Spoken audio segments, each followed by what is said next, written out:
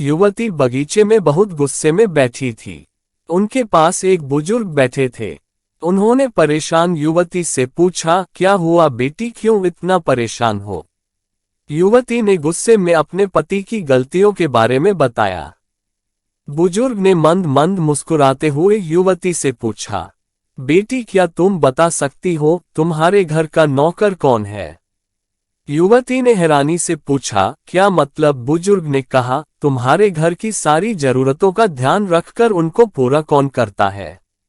युवती ने कहा, मेरे पति। बुजुर्ग ने पूछा, तुम्हारे खाने पीने की और पहनने ओढ़ने की जरूरतों को कौन पूरा करता है?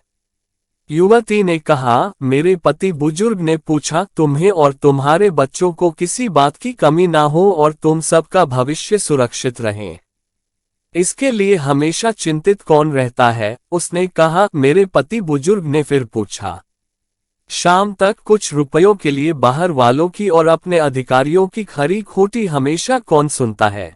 युवती कहती है, मेरे पति। बुजुर्ग फिर पूछता है, परेशानी और गम में कौन सा देता है? युवती कहती है, मेरे पति। बुजुर्ग फिर पूछता है, तुम लोगों के अच्छे जीवन और रहन सहन के लिए दूर दराज जाकर सारे सगे संबंधियों को यहाँ तक कि अपने माँ बाप को भी छोड़कर जंगलों में भी नौकरी करने को कौन तैयार होता है?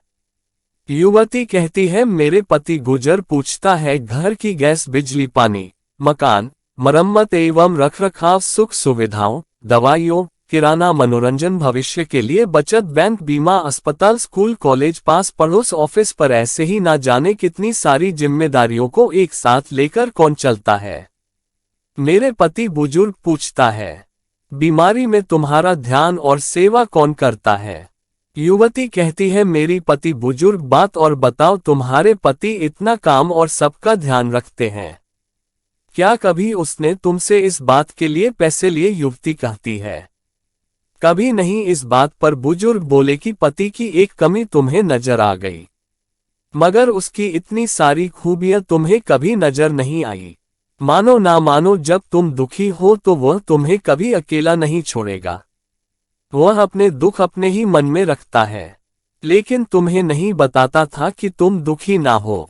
हर वक्त हर दिन तुम्हें कुछ अच्छी बातें सिखाने की कोशिश करता रहता है ताकि वह कुछ समय शांति के साथ घर पर व्यतीत कर सके और दिन भर की परेशानियों को भुला सके। हर छोटी छोटी बात पर तुमसे झगड़ा तो कर सकता है, तुम्हें 2 बार बोल भी लेगा, परंतु किसी और को तुम्हारे लिए कभी कुछ नहीं बोलने देगा।